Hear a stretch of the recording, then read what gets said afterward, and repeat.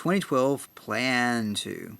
Alright, what you're looking at right now is actually an ant pile, and I think it looks a little bit like Mars in some ways. And there's an old stapler, and I'm trying to fool around with forced perspective on this particular film there, and you see all the ants that pretty much took over. And of course, I dropped it and then picked it up, dropped it and then reversed it. There's a nice slow shot of clouds, probably 25% the actual speed, and you get a chance to watch that come out. I got some depth of field on that little flower there actually, and the wind is blowing. And dropped that.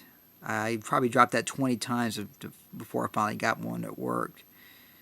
And the slow walk up to the Martians basically, and seeing it. And that's probably the best depth of field shot of that. If you didn't know what that was, you might would think it was a spaceship. And for a lot of folks out there that never seen a stapler like this, you might actually think it is a spaceship. And there's a dog that happened to be walking around, barking.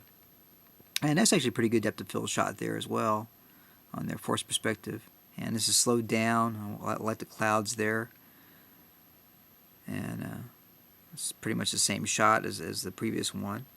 And there's a zoom in on the dog. And the Martian's taking over the person, and the dog plays dead. And you can kind of see some grass blowing there. I kind of like the way that looked. And then you come down on the zombie human or whatever.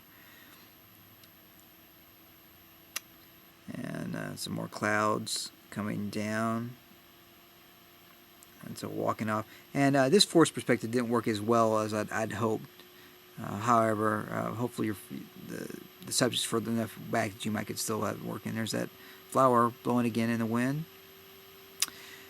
And here comes the shot with the clouds, the look, not knowing exactly what's going on, and then going into the flower again, representing Earth and freedom.